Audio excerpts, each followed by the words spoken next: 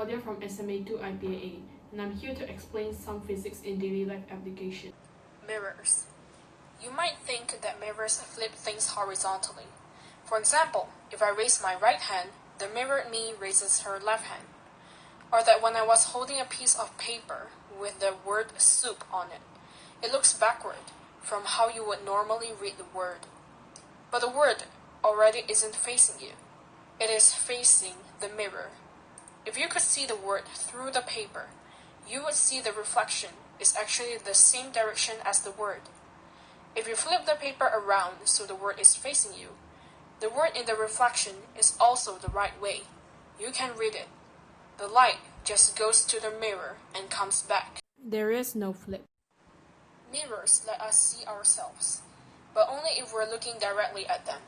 The direction a mirror faces is given by an arrow, or a line called the normal, which just means that it makes a 90 degrees angle with the surface of the mirror. We measure all angles from that normal line. See, if light shines on a mirror, it reflects off at a very specific angle. The angle it came in at, but on the opposite side of that normal line. These two angles must be the same. It is called the law of reflection, and it's true for any incoming angle. Even if we curve the mirror, the law of reflection must be obeyed. Headphones.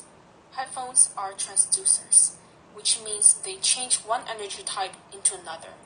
Headphones transfer electricity into sound. Before we start, let's understand the basics of a solenoid. A solenoid is an electric output device that converts electrical energy into a linear mechanical force. They are utilized in a wide range of residential equipment, including doorbells, washing machines, and kitchen appliances. At its most basic level, a solenoid is an electromagnetic coil that uses magnetism produced by the flow of current to physically move the armature of a solenoid. The armature that is movable can be a rod or a metallic arm. A plunger solenoid contains a movable iron rod that is inserted into a coil cylinder. The rod is connected to a plate with two contacts.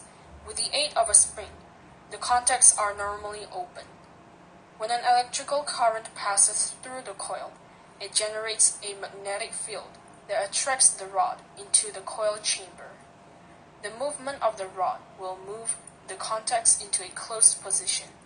When the current is turned off, the magnetic force is removed and the tension in the spring forces the rod back out into its original resting position.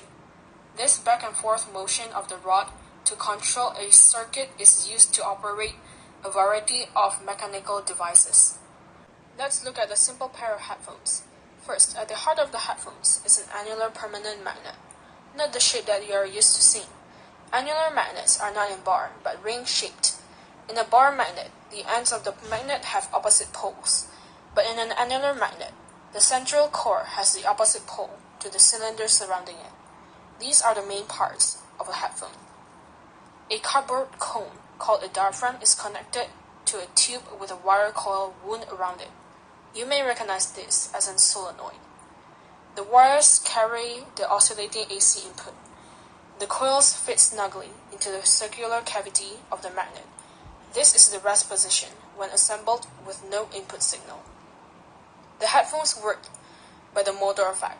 When a current flows into the solenoid, its magnetic field interacts with that of the permanent magnet, depending on the direction of the current with the solenoid and the diaphragm with it, are either pushed out, off, or poured into the annular magnet. This creates a compression wave moving with the same frequency as the input electrical signal, which spreads out as a longitudinal sound wave. The output frequency matches that of the input AC signal, and the loudness or volume depends on the magnitude of the voltage of that signal. Higher voltages cause a larger motor effect. Earbuds are just a small version of this design, or loudspeaker that has the big version. I hope you understand the topic. Thanks for watching.